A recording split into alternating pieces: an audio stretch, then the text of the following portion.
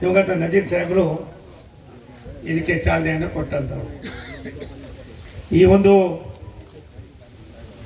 ಪವಿತ್ರ ಕಾರ್ಯಕ್ರಮದಲ್ಲಿ ಭಾಗಿಗಳಾಗಿರುವ ಈ ಕ್ಷೇತ್ರದ ಶಾಸಕರು, ನನ್ನ ಕಿರಿಯ ಸಹೋದರ ಸುರೇಶ್ ಗೌಡ್ರವರೇ, ಈ ಸಮಾರಂಭದ ಅಧ್ಯಕ್ಷತೆಯನ್ನು ವಹಿಸಿರುವ ಈ ಗ್ರಾಮ ಪಂಚಾಯಿತಿ ಅಧ್ಯಕ್ಷರಾಗಿರ್ತಕ್ಕಂಥ ಸಹೋದರಿ ಶ್ರೀಮತಿ ಪುಷ್ಪಲತಾ ಅವರೇ, ತುಮಕೂರು ನಗರದ ಶಾಸಕರಾದ ಸಹೋದರ ಜ್ಯೋತಿ ಗಣೇಶ್ ಅವರೇ, ಮಾಜಿ ಮಂತ್ರಿಗಳು ಹಿರಿಯರಾದ ಶಿವಣ್ಣವರೇ, ಈ ಕಾರ್ಯಕ್ರಮದ ರೂವಾರಿ, ತುಮಕೂರು ಗ್ರಾಮಾಂತರ ಜಿಲ್ಲೆಗಳ ಗ್ರಾಮಾಂತರ ಭಾಗದ ಜನರ ಸ್ವಚ್ಛತೆಯ ನಿರ್ವಹಣೆಯಲ್ಲಿ ತಮ್ಮನ್ನೇ ತಾವು ತೊಡಗಿಸಿಕೊಂಡಿರ್ತಕ್ಕಂಥ ಮಿತ್ರರಾದ ಸಿಇಒರಾದ ಪ್ರಭು ಅವರೇ, ಹಿರಿಯರಾದ ಕುಂಬಯ್ಯ ಸಾಹೇಬ್ರವರೇ, ಶಂಕರಣ್ಣ ಅವರೇ, ಸಹೋದರ, ಈ ಕಾರ್ಯಕ್ರಮವನ್ನು ಮಾಡಬೇಕು ಅಂತ ನಾನು ಜಾರ್ಖಂಡ್ನಿಂದ ಫೋನ್ ಮಾಡಿ ದೂರವಾಣಿ ಮಾಡಿದ ತಕ್ಷಣ ಅಧಿಕಾರಿಗಳ ಜೊತೆಯಲ್ಲಿ ಸಂಪರ್ಕ ಮಾಡಿ ಇದನ್ನು ಮಾಡೋದಕ್ಕೆ ಚಾಲನೆ ಕೊಟ್ಟಂಥ ತುಮಕೂರು ಜಿಲ್ಲೆಯ ನಮ್ಮ ಪಕ್ಷದ ಅಧ್ಯಕ್ಷರಾದ ರವಿ ಅಬ್ಬಕ್ಕ ಅವರೇ, ಎಲ್ಲ ಮುಖಂಡರುಗಳೇ, ನಾಯಕರುಗಳೇ, ಗ್ರಾಮ ಪಂಚಾಯಿತಿ, ಜಿಲ್ಲಾ ಪಂಚಾಯಿತಿ, ತಾಲೂಕು ಪಂಚಾಯಿತಿ, ಇನ್ನಿತರೆ ವಿವಿಧ ಹಂತದ ಎಲ್ಲ ಮುಖಂಡರೇ, ಈ ಪಂಚಾಯಿತಿಯ ಸದಸ್ಯರುಗಳೇ, ತಾಯಂದಿರೇ, ಹಿರಿಯರೇ, ಮಾಧ್ಯಮದ ಸನ್ಮಿತ್ರರೇ, ಪ್ರಧಾನಮಂತ್ರಿ ನರೇಂದ್ರ ಮೋದಿಯವರ 73 ವರ್ಷಗಳನ್ನು ಪೂರೈಸಿ 74ನೇ ವರ್ಷಕ್ಕೆ ಪಾದಾರ್ಪಣೆ ಮಾಡ್ತಾ ಇದ್ದಾರೆ. ನನಗೆ ಪ್ರಭು ಅವರು ಒಂದು ಮಾತನ್ನು ಹೇಳಿದ್ರು, ನಿಮ್ಮ ಸಿಇಒ ಅವರು, ಸರ್ ತಾವೊಂದು ಸ್ವಲ್ಪ ನಮಗೆ ಶಕ್ತಿ ಕೊಡಿ, ಕರ್ನಾಟಕ ರಾಜ್ಯದಲ್ಲಿ ತುಮಕೂರು ಲೋಕಸಭಾ ಕ್ಷೇತ್ರದ ಎಲ್ಲ ಗ್ರಾಮಗಳಲ್ಲೂ ಕೂಡ ಅನೇಕ ವಿಭಿನ್ನವಾದ ಸ್ವಚ್ಛತೆಯ ಜೊತೆಯಲ್ಲಿ ಅಭಿವೃದ್ಧಿಯನ್ನು ಕೂಡ ನಾವು ಮಾಡಿ ತೋರಿಸ್ತೀವಿ, ನಮಗೆ ನಿಮ್ಮ ಸಹಕಾರ ಕೊಡಿ ಅನ್ನೋ ಮಾತನ್ನು ಹೇಳಿದ್ರು. ನಾನಿವತ್ತು ಭಗವಂತ ಪರಮಾತ್ಮ ಸಿದ್ದರಾಮನ ಸನ್ನಿಧಿಯಲ್ಲಿ ಇಷ್ಟು ಮಾತ್ರ ಹೇಳ್ತೀನಿ, ರಾಜಕಾರಣ ಹೊಟ್ಟೆಪಾಡ್ಗಲ್ಲ. ಅವಕಾಶ ಸಿಕ್ಕಂಥ ಸಂದರ್ಭದಲ್ಲಿ ಯಾರು ಯಾವ ರೀತಿ ನಡ್ಕೋಬೇಕು ಅನ್ನೋದಕ್ಕೆ ಅನೇಕ ಉದಾಹರಣೆಗಳನ್ನು ಬಲ್ಲವನಾಗಿದ್ದೇನೆ. ಪ್ರಭು ಅವರೇ, 1 ರೂಪಾಯಿ ಕೂಡ ಟ್ಯಾಕ್ಸ್ ಪೇಯರ್ ದುಡ್ಡು. ರಾಷ್ಟ್ರದ ಪ್ರಧಾನಮಂತ್ರಿಗಳ ಚಿಂತನೆ ಗಾಂಧೀಜಿಯವರ ತದನಂತರ,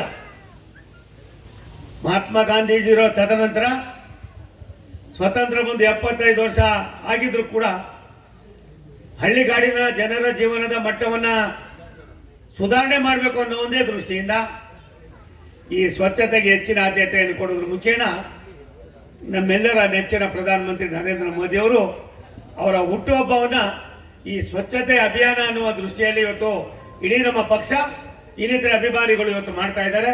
ಅದಕ್ಕೆ ನಾನು ತುಂಬ ಸಂತೋಷದ ಈ ಚಾಲನೆಯನ್ನು ತುಮಕೂರು ಜಿಲ್ಲೆಯ ಲೋಕಸಭಾ ಕ್ಷೇತ್ರದ ವ್ಯಾಪ್ತಿಯಲ್ಲಿ ಬರ್ತಕ್ಕಂಥ ತುಮಕೂರು ಗ್ರಾಮಾಂತರದ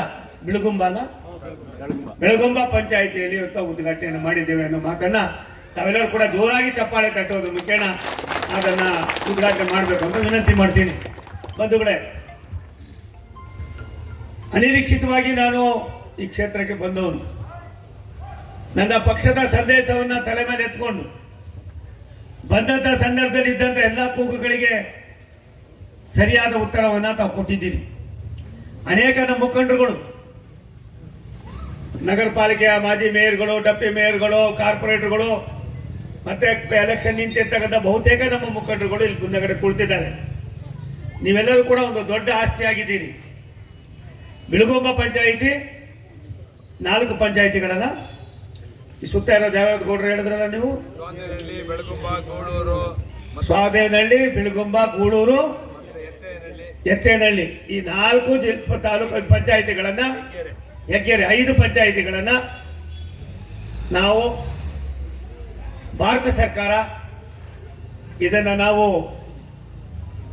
ಒಂದು ಆಂದೋಲನವಾಗಿ ಪರಿವರ್ತನೆ ಮಾಡುವ ಜೊತೆಯಲ್ಲಿ ಈ 5 ಪಂಚಾಯಿತಿಗಳನ್ನು ನಾನು ನಮ್ಮ ಸಿಇಒ ಅವ್ರಿಗೆ ಹೇಳ್ತೀನಿ, ದಯಮಾಡಿ ಇದನ್ನು 5 ಪಂಚಾಯಿತಿಗಳನ್ನು ದತ್ತು ತೆಗೆದುಕೊಳ್ಳಿ. ಅದಾದ ಮೇಲೆ ಏನೇನು ಕೆಲಸ ಆಗಬೇಕಾಗಿದೆ ಎಲ್ಲವನ್ನು ಮುಗಿಸಿ ತದನಂತರ ಕಾರ್ಪೊರೇಷನ್ ಚಿಂತನೆ ಮಾಡೋಣ. ಕಾರ್ಪೊರೇಷನ್ ಇತಿಮಿತಿಯಲ್ಲಿ ಇದ್ದಾಗ ಅವ್ರಿಗೆ ವಾಟರ್ ಸಪ್ಲೈ ಕೊಡಬಾರ್ದು ಅಂತ ಏನಿಲ್ಲ, ಕುಡಿಯೋ ನೀರು ಕೊಡಬಾರ್ದು ಅಂತ ಏನಿಲ್ಲ. ಇದೇ ಪ್ರಭುವರೇ, ಎಲ್ಲ ಮೂಲಭೂತ ಸೌಕರ್ಯ ಒಂದು ಸತ್ಯ, ನೀವ್ಯಾರು ನಿರೀಕ್ಷೆ ಮಾಡಿರಲಿಲ್ಲ. ಇಡೀ ದೇಶದಲ್ಲಿ ಇಂಡಿವಿಜುವಲ್ ಟಾಯ್ಲೆಟ್ಸ್ ಪರಿಶಿಷ್ಟ ಜಾತಿ ಪರಿಶಿಷ್ಟ ಪಂಗಡದವರಿಗೆ, ಸಾಮಾನ್ಯ ಜನರಿಗೆ ಇವೆಲ್ಲಕ್ಕಿಂತ ಮಿಗಿಲಾಗಿ ಮನೆ ಮನೆಗೆ ನೀರನ್ನು ಕೊಡ್ತಕ್ಕಂಥ ಒಂದು ಯೋಜನೆ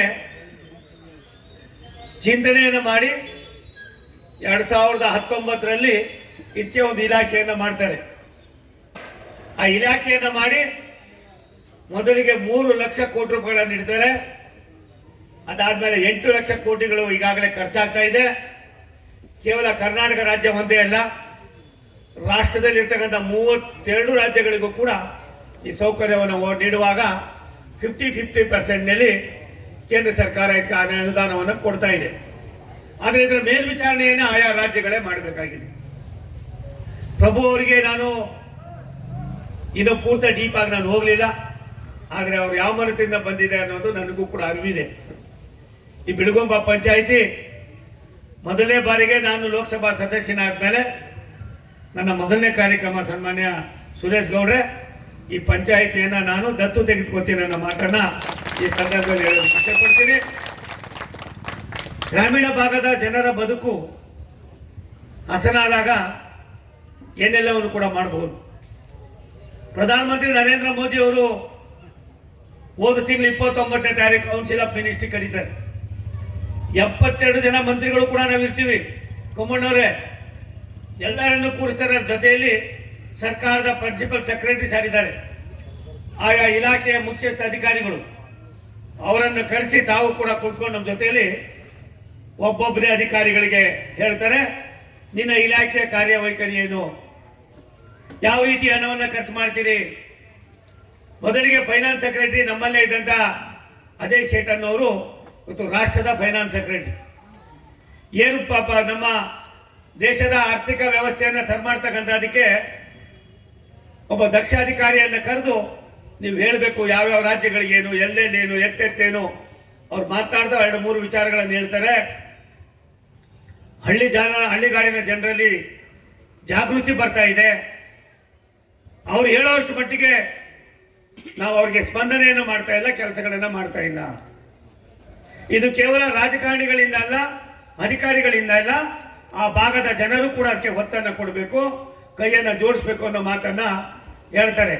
ಅದಾದ್ಮೇಲೆ ಒಬ್ಬೊಬ್ಬರೇ ಕೊಟ್ಟು 5 ಗಂಟೆಗಳ ಕಾಲ ಕೌನ್ಸಿಲ್ ಆಫ್ ಮಿನಿಸ್ಟ್ರಿ ಈ ಸಭೆ ನಡೀತದೆ. ನಾನು ಕೂಡ 5-6 ಬಾರಿ ಮಂತ್ರಿಯಾಗಿ ರಾಜ್ಯದಲ್ಲಿ ಕೆಲಸ ಮಾಡಿದ್ದೇನೆ. 16 ವರ್ಷಗಳ ಕಾಲ ಮಂತ್ರಿ ಆಗಿದ್ದೇನೆ. ಕೇವಲ 3 ತಿಂಗಳಲ್ಲಿ ನನಗಾಗಿರೋ ಅನುಭವ, ಇನ್ನೊಂದು 6 ತಿಂಗಳಲ್ಲಿ ಇಡೀ ರಾಷ್ಟ್ರದಲ್ಲಿ ಯಾವುದೇ ಸಮಸ್ಯೆಗಳು ಬಂದರೂ ಕೂಡ ಆ ಸಮಸ್ಯೆಗಳಿಗೆ ಪರಿಹಾರ ಇದೆ ಅನ್ನೋದನ್ನ ತೋರಿಸ್ತಕ್ಕಂಥದಕ್ಕೆ ನಮ್ಮೆಲ್ಲರ ನೆಚ್ಚಿನ ಪ್ರಧಾನಮಂತ್ರಿ ನರೇಂದ್ರ ಮೋದಿಯವರ ಕಾರ್ಯವೈಖರಿ ಅಷ್ಟು ಮಟ್ಟಿಗಿದೆ. ಅವರೇನಿವತ್ತು ನನ್ನ ಹುಟ್ಟುಹಬ್ಬವನ್ನು ಆಚರಣೆ ಮಾಡಿ ಏನ್ ಬೇಕಾದ್ರೂ ಮಾಡ್ಬೋದು, ಅದನ್ನು ಮಾಡಲಿಲ್ಲ, ಇಷ್ಟಪಡಲಿಲ್ಲ. ಹಳ್ಳಿಗಾಡಿನ ಜನರಲ್ಲಿ ಇರ್ತಕ್ಕಂಥ ಸ್ವಚ್ಛತೆಯ ಜೊತೆಯಲ್ಲಿ ಶುದ್ಧವಾದ ಕುಡಿಯುವ ನೀರು, ಸರ್ಕಾರಿ ಶಾಲೆಗಳು, ಪ್ರಾಥಮಿಕ ಆರೋಗ್ಯ ಕೇಂದ್ರಗಳು, ಅಂಗನವಾಡಿ ಕೇಂದ್ರಗಳು, ನನ್ನ ಗರ್ಭಿಣಿ ಸ್ತ್ರೀಯರಿಗೆ ಸರ್ಕಾರ ಕೊಡ್ತಕ್ಕಂಥ ಆಹಾರ ಸಾಮಗ್ರಿಗಳಲ್ಲಿ ಇರ್ತಕ್ಕಂಥ ಗುಣಮಟ್ಟ, ಇವೆಲ್ಲಕ್ಕಿಂತ ಮಿಗಿಲಾಗಿ ಒಬ್ಬ ಹೆಣ್ಣು ಮಗಳು ಗರ್ಭಿಣಿ ಆದರೆ ಆಕೆಗೆ ಡಾಕ್ಟರ್ ಹತ್ರ ಹೋಗಿ ತೋರಿಸಿ ಮೆಡಿಸಿನ್ ತೆಗೆದುಕೊಳ್ಳದೆ ಇರ್ತಕ್ಕಂಥ ಸಂದರ್ಭವನ್ನ ಅರ್ಥ ಮಾಡಿಕೊಂಡು ಅವ್ರು ಕೊಡ್ತಕ್ಕಂಥ ಅದನ್ನ 100ಕ್ಕೆ 100 ನಾವೇನಾದ್ರೂ ಉಪಮಾಪವ್ರೆ ಜನರಿಗೆ ತಲುಪಿಸಿದ್ರೆ ಈ ರಾಷ್ಟ್ರ ರಾಮರಾಜ್ಯ ಆಗೋದ್ರೊಳಗೆ ಸಂದೇಶನೇ ಇಲ್ಲ ಅನ್ನೋದು ಸನ್ಮಾನ್ಯ ನರೇಂದ್ರ ಮೋದಿ ಅವರ ಕನಸು. ಆದ್ರೆ ಅದೆಲ್ಲವೂ ಕೂಡ ತಲುಪ್ತಾ ಇದೆ ಅನ್ನೋದಕ್ಕಿಂತ ಹೆಚ್ಚಾಗಿ ಸುರೇಶ್ ಗೌಡರು ಭಾರಿ ಚೆನ್ನಾಗಿ ಹೇಳಿದ್ರು. ಇಲ್ಲಿ ಇರ್ತಕ್ಕಂಥ PDOಗಳು ಅವ್ರು ಯಾರು, ಅವರು ನಮ್ಮ ಅಣ್ಣ ತಮ್ಮದಿರ ಮಕ್ಕಳೇ, ನಮ್ಮ ನೆಂಟರ ಮಕ್ಕಳೇ. ಅವ್ರ ಕೆಲಸ ಸಿಗೋ ತನಕ ಎಲ್ಲರೂ ಬೇಕು. ಕೆಲಸ ಸಿಕ್ಕಿದ ಮೇಲೆ ಕಾಸು ಹೊಡೆಯಕ್ಕೆ ಶುರು ಮಾಡಿದ್ರು ಅಂದ್ರೆ ಯಾರು ಬೇಕಿರೋದಿಲ್ಲ. ಮತ್ತೆ ಏನಾದ್ರು ತಗೊಳಕೊಂಡ್ರೆ CEO ಬೇಕು, DC ಬೇಕು, ಮಂತ್ರಿನೂ ಬೇಕು. ಇದು ಹೋಗ್ಬೇಕಾಗಿತ್ತು. ಉಸ್ತುವಾರಿ ಮಂತ್ರಿಯಾಗಿ ನಾನು ಚಾಮರಾಜನಗರವನ್ನ, ರಾಯಚೂರನ್ನ, ಹಾಸನವನ್ನ, ಮತ್ತೆ ಕೊಡಗನ್ನ, ಮೈಸೂರನ್ನ, ಬೆಂಗಳೂರು ನಗರವನ್ನ ಅನೇಕ ಭಾಗದಲ್ಲಿ ಕೆಲಸ ಮಾಡಿದ್ದೇನೆ. ಪ್ರಭು ಅವರಿಗೆ ಒಂದು ಮಾತನ್ನು ಹೇಳ್ತೀನಿ, ಈ 5 ಪಂಚಾಯಿತಿಗಳು ನೀವೇನು ನಮಗೇನು ಎಕ್ಸ್ಟ್ರಾ ಕೊಡಬೇಡಿ. ನಾವೇನು ಕೊಟ್ಟಿದ್ದೀವಿ ಆ ದುಡ್ಡನ್ನ ನಿಮ್ಮ ದಕ್ಷತೆ ಪ್ರಾಮಾಣಿಕತೆಯನ್ನ ಒಂದು ರೀತಿ ಸಾಮಾನ್ಯ ಜನರಿಗೆ ಚಾಲೆಂಜ್ ಆಗಿ ತೆಗೆದುಕೊಂಡು ಈ 5 ಪಂಚಾಯಿತಿಗಳಲ್ಲಿ ತಿಂಗಳಿಗೆ ಒಂದಲ್ಲ ಎರಡಲ್ಲ ಮೂರಲ್ಲ ಕಾರ್ಯಕ್ರಮಗಳನ್ನು ಮಾಡೋದು ಮುಂಚಿತವಾಗಿ ಜನರ ಮನೆ ಬಾಗಿಲಿಗೆ ಹೋಗ್ತಕ್ಕಂಥ ಕೆಲಸವನ್ನು ಮಾಡಬೇಕಾಗಿದೆ. ಇವತ್ತು 12,000 ರೂಪಾಯಿ ನಾವು ಸಾಮಾನ್ಯರಿಗೆ ಕೊಡ್ತೀವಿ, 20,000 ಪರಿಶಿಷ್ಟ ಜಾತಿಯವರು ಕೊಡ್ತಾವೆ, ಅಣ್ಣ ತಮ್ಮದಿಗೆ ಕೊಡ್ತೀವಿ. ಇದರಿಂದ ಎಲ್ಲ ಆಗ್ತದೆ ಅನ್ನೋದಕ್ಕಿಂತ ಹೆಚ್ಚಾಗಿ ಇದನ್ನು ಕೊಡುವಾಗ ಕೂಡ ಎಲ್ಲ ಒಂದ್ ಕಡೆ ಪರ್ಸೆಂಟೇಜ್ ಗೊತ್ತಿದೆ, ನನಗೂ ಗೊತ್ತಿದೆ. ಇದು ಹಾಕ್ಬಾರ್ದು ಅಂತ ದೃಷ್ಟಿಯಿಂದನೇ ಸನ್ಮಾನ್ಯ ನರೇಂದ್ರ ಮೋದಿ ಅವರು ಒಂದು ಜಾಗೃತಿಯನ್ನ, ಒಂದು ಆಂದೋಲನವಾಗಿ ಮಾಡ್ತಕ್ಕಂಥದ್ದನ್ನ, ಒಬ್ಬ ಒಳ್ಳೆಯ ಅಧಿಕಾರಿಗಳ ಜೊತೆಯಲ್ಲಿದ್ದರೆ ಏನು ಮಾಡ್ಬೋದು ಅನ್ನೋದನ್ನ ತೋರಿಸಿದ್ದಾರೆ. ನಾನು ಯಾರೋ ಅಂತ ನನಗಿನ್ನೂ ಒಬ್ಬರು ನಾನು ಪರಿಚಯ ಮಾಡ್ಕೊಂಡಿಲ್ಲ, ನಿಮ್ಮನ್ನ ಯಾರು ಕೂಡ ಅವತ್ತು ಹಂಗೆ ಮುಂದಕ್ಕೆ ಹಾಕಿದ್ದೀನಿ.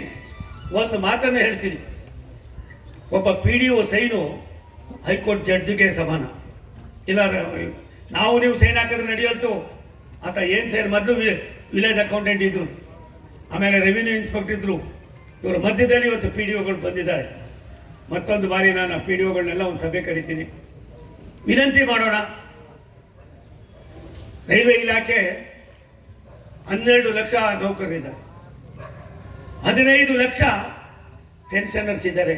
ಪ್ರಭುವರೇ, ನಮ್ಮ ಆಯವ್ಯಯ 7,62,000 ಕೋಟಿ.